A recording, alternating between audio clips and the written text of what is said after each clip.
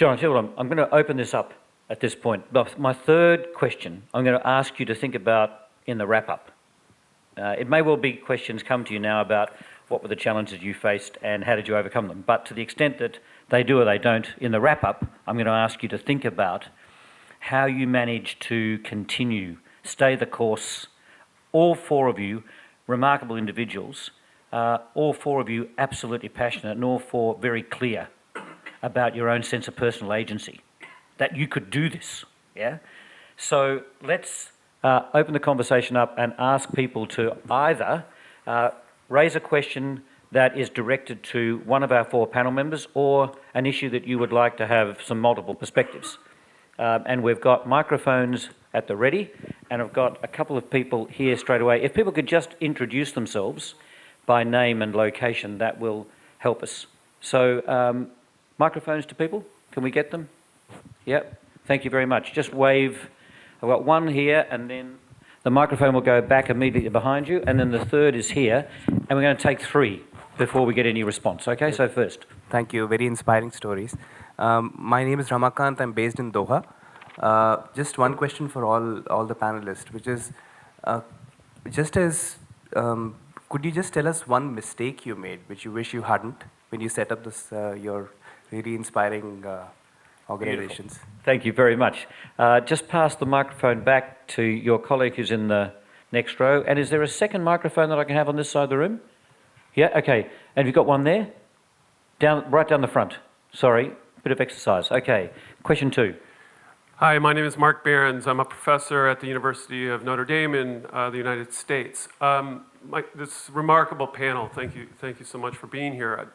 It's one thing to think about game changers and broad visions. Of course, that's what you have. But I guess one of the question I have is, what's been your greatest challenge as you implement that vision, and what did you do about it?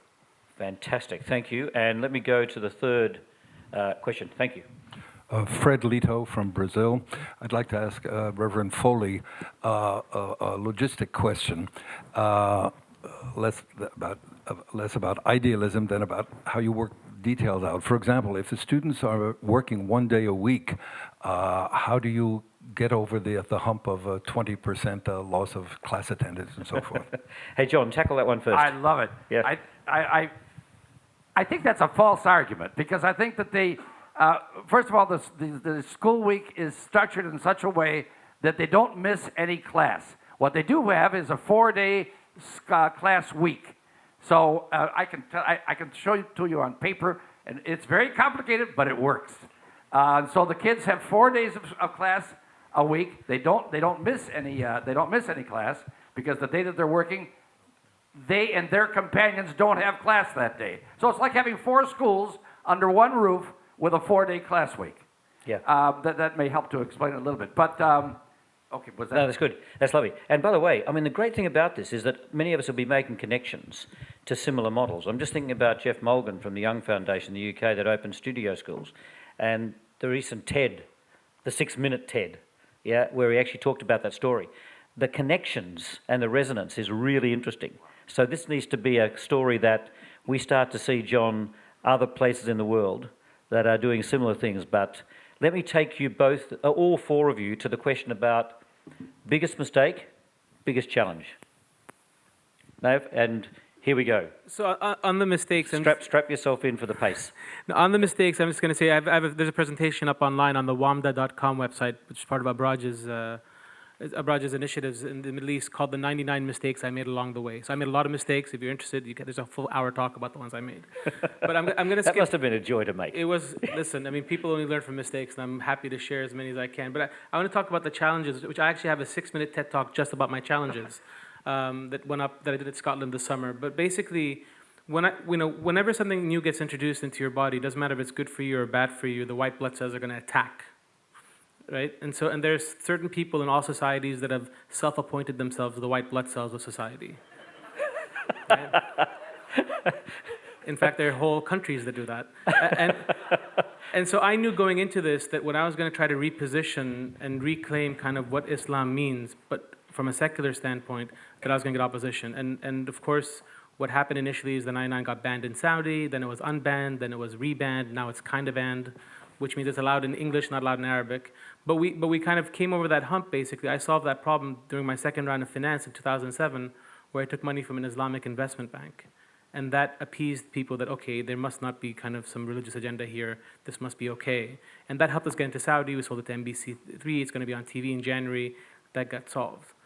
Now, one of the things that kind of I finally talked about this summer, which happened last year, is we had an amazing tie-up with the Justice League of America. So President Obama reached out to the Muslim world. In return, the 99, my characters, reached right back out to Batman, Superman, Wonder Woman, and Aquaman in the Justice League. So a new series published by DC Comics in America, throughout the States, where our characters work together. The stories start off with distrust, and then they find out that during the distrust, the bad guys win, and the stories move over to trust. And in the end, our characters are standing cape to shoulder, making the world a better place.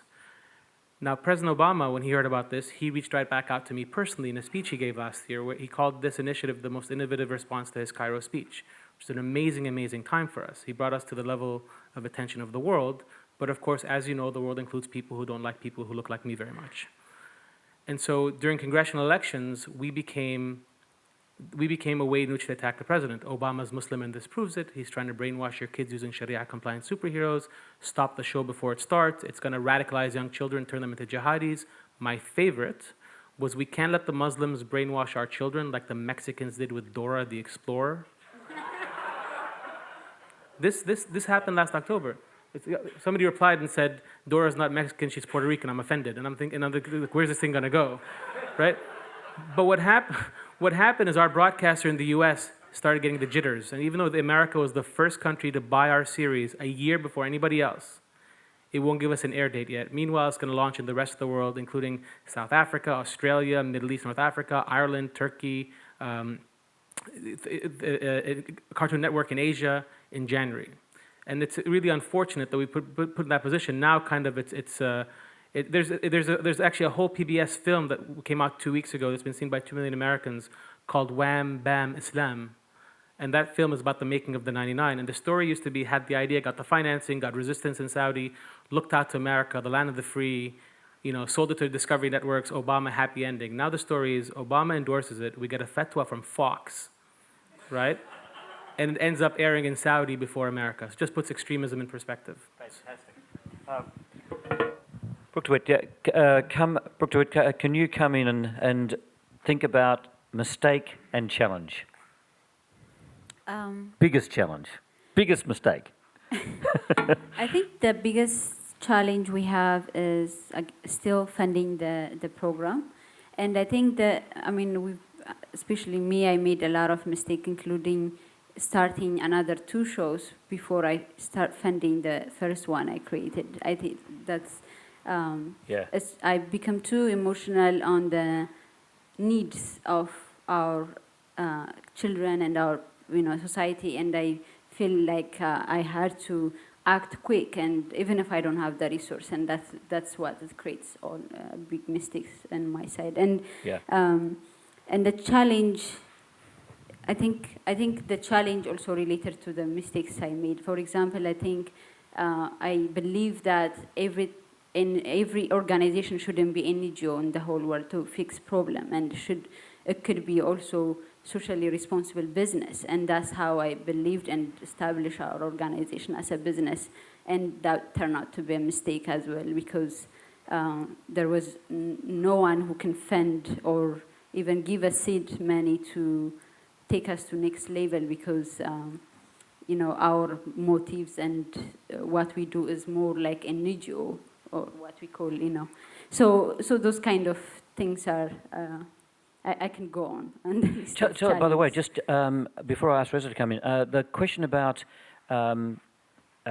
ensuring that the first initiative, particularly as you say when you wanted to get to market early in order to be the first there, and then the possibility of being distracted by your next ambition. Mm-hmm. You hear a lot in the area of educational reform about make sure that, well, it was actually Michael Barber this morning, avoid the distractions, stay on course, make sure that your initiative is irreversible in terms of its effect and potentially therefore sustainable.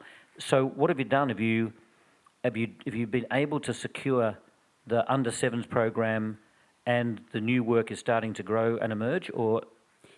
It is growing, and I mean it's a constant challenge we have, but we are fighting it, and we are looking for creative ways how we can sustain it. The program's still on air, and the other new programs are also going on. And when you say we, is it you, I mean, your husband, our and others? company. Now it turned out to be a company. We have 7 people full-time working. Yeah. It started out, just me and my husband, but now it's a small organization. Brilliant. Reza, have a go at the mistake and the challenge piece. Talking about mistakes, 20 years ago when I was invited to Washington to National Geographic work for them, starting working for them, the process was that we have to meet the big guys of the National Geographic, talk to them, 1 hour discussion.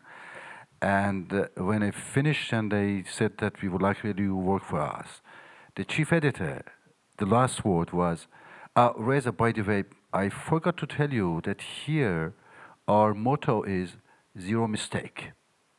And I was really, looking to say, sir, zero mistakes? Even the computers make mistakes. Then he said, that's why they're a computer. We are humans, we shouldn't do it. This is the motto that I start having in my mind always, saying that everything doing, go for zero mistake, and we all know that is impossible. But let's come back to the first, my challenge on the works which I have been, and then will come to the mistakes. The challenge that I had, and still I have, and many of you, being a pioneer, especially in the world of which is, you are going to start an organization that hasn't been there before, and you are going to bring thousands of the people to become newsmakers, to become change makers, to become person that really holding these tools in their hands and creating the magazine, newspapers, article, films, and everything. This is how to combat it, how it's possible to explain to the people in front of you, which they haven't seen this. Who are the people in front of you? Mainly the first one are the donors. So my real mistakes in the beginning was I thought that all this international organization like the UN, like all of them, they are really what they say. They are there for helping the people. So I went to them and I gave them a project. Then I realized that no, it is everybody has a hidden agenda, that everybody and the donor are more political motivated to helping the project than really helping the local people. And if your project doesn't match their policy, then you're dead. So, colleagues, would you please join with me in thanking our most remarkable panel?